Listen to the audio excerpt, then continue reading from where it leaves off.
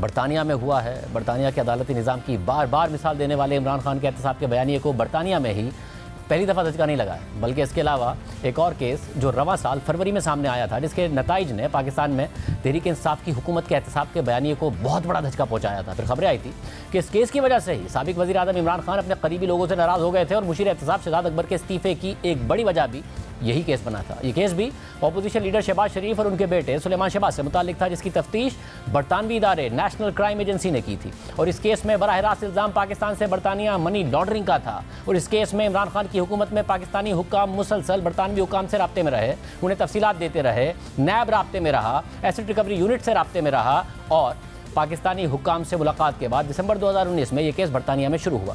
और बरतानवी इदारे ने 2 साल तक इस केस की तहकीकात की और इस दौरान शहबाज शरीफ और सुलेमान शहबाज के अकाउंट्स फ्रीज कर दिए गए। लेकिन फिर 10 सितंबर 2021 को नेशनल क्राइम एजेंसी ने बरतानवी अदालत में दरख्वास्त दायर की और अदालत को आगाह किया कि इदारे की तहकीकात मुकम्मल हो गई हैं और तफ्तीशकारों को शहबाज शरीफ और सुलेमान शहबाज के खिलाफ अकाउंट से पाकिस्तान से बरतानिया और बरतानिया से पाकिस्तान होने वाली ट्रांजेक्शंस में मनी लॉन्ड्रिंग, फ्रॉड या दीगर बेज़ाब्तियों के कोई सबूत नहीं मिले। जिसके बाद बरतानवी अदालत ने शहबाज शरीफ और सुलेमान शहबाज के मुंजमद अकाउंट्स को बहाल कर दिया था। बरतानिया में इस केस की तहकीकात के नताइज आने के बावजूद भी इमरान खान बरतानिया का हवाला देते थे और कहते रहे कि शहबाज शरीफ बरतानिया में होते तो अपनी शक्ल नहीं दिखा सकते। 1.5 घंटे की तकरीर करता है पार्लियामेंट में, बरतानिया में होता पार्लियामेंट क्या उसको शक्ल कहीं नहीं दिखा सकता था, क्योंकि उनकी अखलाकियात ऊपर है। हुकूमती अरकान ये भी कहते रहे हैं कि पाकिस्तान में अदालती निज़ाम मजबूत नहीं है, इसलिए केसेस का फैसला नहीं होता, सालों लग जाते हैं। मगर जब तहरीक इंसाफ की हुकूमत में पाकिस्तानी हुक्काम बरतानिया में केस से मुतालिक मामलत फराम करते रहे, तफसीलात देते रहे, इसके बावजूद बरतानिया में शहबाज शरीफ और उनके बेटे सुलेमान शहबाज से मुतालिक केस खत्म हो गया। मनी लॉन्ड्रिंग का इल्ज़ाम साबित नहीं हो सका। मगर बात यहाँ भी नहीं रुकती। इससे पहले रवा साल ही ब्रॉडशीट स्कैंडल को मंजरेआम पर लाने वाले और नवाज शरीफ पर करप्शन और बैरून मुल्क पैसा छुपाने का इल्ज़ाम लगाने वाले कावे मूसवी ने नवाज शरीफ से माफ़ी मांग ली थी। और ये कावे मूसवी वही हैं जिनके मुख्तलिफ दावों पर वज़ीर आज़म इमरान खान नून लीग के खिलाफ बयानियाँ बनाते रहे और वज़ीर आज़म इमरान खान की टीम के अहम अरकान उनसे जाकर बरतानिया में मुलाकात करते रहे। मगर बाद में कावे मूसवी ने वाज़ेह किया कि उनकी तहकीकात में नवाज शरीफ के खिलाफ करप्शन, चोरी और बैरून मुल्क एक धेले की रकम छुपाने के सबूत नहीं मिले। क्या आपको नवाज शरीफ के खिलाफ खुफिया असासों या मुल्क से बाहर लाखों पाउंड्स और डॉलर छुपाए रखने जैसे संगीन इल्जामात के हवाले से कोई शवाहिद मिले? Not 1 rupee. 1 रुपया भी नहीं मिला। हमने कई बार छुपी हुई दौलत का पता लगाया है, मगर साबिक वज़ीर आज़म नवाज शरीफ और उनके ख़ानदान के किसी भी फ़र्द के खिलाफ 1 भी रुपया रखने का सबूत नहीं मिला। मुझे नैब की तरफ से साबिक वज़ीर आज़म नवाज शरीफ के खिलाफ स्कैंडल्स का हिस्सा बनने पर माफ़ी मांगने पर कोई हिचकिचाहट नहीं होगी। कौमी एहतसाब ब्यूरो का इदारा जिसके खिलाफ भी चाहे दंदनाते हुए कार्रवाई कर देता है। ये मुकम्मल फ्रॉड है। मेरा हुकूमत पाकिस्तान के साथ बराह रास्त राब्ता था। मैंने लंदन में एक वज़ीर के साथ लंच भी किया। एक और वज़ीर के साथ मेरा फ़ोन पर राब्ता भी था, जिन्हें इमरान खान ने मुझसे बात करने के लिए ख़ास तौर पर कहा था। उन्होंने लूटी हुई दौलत के हवाले से ज़र्रा बराबर भी दिलचस्पी का मुजाहरा नहीं किया, बल्कि मुझे महसूस हुआ कि उन्हें इसके नतीजे में सामने वाले हक़ाइक़ मुखालफीन के खिलाफ इस्तेमाल करने में ज़्यादा दिलचस्पी थी, जो मेरा नैब के साथ पहले दिन से तजुर्बा रहा है।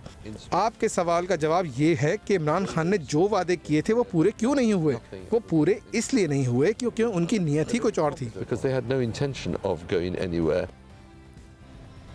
कावे मूसवी के ब्रॉडशीट स्कैंडल का मामला मुशर्रफ दौर से शुरू हुआ था, जब परवेज़ मुशर्रफ की हुकूमत ने ब्रॉडशीट से मुआहदा किया था, जिसका मकसद सियासतदानों के बैरून मुल्क असासों और पैसों का सुराग लगाना था। और इन सियासतदानों में नवाज शरीफ का नाम प्राइम टारगेट में शामिल था। मगर 2003 में ही हुकूमत पाकिस्तान ने यकतरफा तौर पर ब्रॉडशीट से मुआहदा मनसूख कर दिया और ब्रॉडशीट मुआहदे के तहत जुर्माने की अदायगी के लिए बरतानवी अदालत चला गया। और दिसंबर 2020 में बरतानवी अदालत ने पाकिस्तानी हुकूमत पर नैब की तरफ से तकरीबन 29 मिलियन डॉलर्स की अदायगी का जुर्माना आयद किया, जबकि एक अंदाजे के मुताबिक मजमूई तौर पर पाकिस्तान को इस केस में 60 से 65 मिलियन डॉलर से ज़ायद का नुकसान बर्दाश्त करना पड़ा। यानी पाकिस्तान को 10 अरब रुपए से ज़ायद का नुकसान हो गया, मगर वापस 1 रुपया नहीं मिला, कोई इल्ज़ाम साबित नहीं हुआ। और इसी दौरान ब्रॉडशीट कंपनी के सरबराह कावे मूसवी मुसलसल इंटरव्यूज़ देते रहे। अपोजिशन की सबसे बड़ी जमात नून लीग पर, उसकी इस हुकूमत पर और परवेज़ मुशर्रफ के दौर में होने वाले एहतसाब पर सवालात उठाते रहे और हुकूमत इस तनाज़े को अपोजिशन के खिलाफ इस्तेमाल करती रही। उस वक्त तहरीक इंसाफ की हुकूमत। जनवरी 2021 में इमरान खान ने बहैसियत वज़ीर आज़म ब्रॉडशीट के सरबराह के एक दावे का जिक्र किया। वो ब्रॉडशीट वाले ने कहा कि एक पाकिस्तानी ने, और वो भी बता नहीं रहा कि हमारा पाकिस्तानी सियासतदान ने, सऊदी अरेबिया से लंदन के बैंक में 1 अरब डॉलर भेजा। 1 अरब डॉलर एक आदमी ने भेजा। और फिर इमरान खान ने इस हवाले से ट्वीट्स भी किए और मौक़िफ़ इख्तियार किया कि पहले पनामा पेपर्स ने हमारी हुक्मरान अशराफिया की बदउनवानी और मनी लॉन्ड्रिंग से पर्दा हटाया। ब्रॉडशीट के इंकिशाफात ने एक मरतबा फिर हमारी हुक्मरान अशराफिया की भारी भरकम करप्शन और मनी लॉन्ड्रिंग बेनकाब कर दी है। इन आलमी इंकिशाफात पर यह अशराफिया खुद को विक्टिमाइजेशन कार्ड के पीछे नहीं छुपा सकती। फिर जब कावे मूसूवी नवाज शरीफ इल्ज़ाम से पीछे हट गए तो वही तहरीक इंसाफ कावे मूसूवी पर ही इल्ज़ाम आयद करने लग गई। यानी इमरान खान पाकिस्तान में NRO का इल्ज़ाम लगा रहे हैं और उनके लगाए गए इल्ज़ामात पर उन्हें सबसे ज़्यादा शर्मिंदगी बरतानिया में हो रही है। तो ये सवाल पूछा जाए कि बरतानिया में कौन NRO दे रहा है, बरतानिया में कौन से मीर जाफ़र और मीर सादिक मौजूद हैं।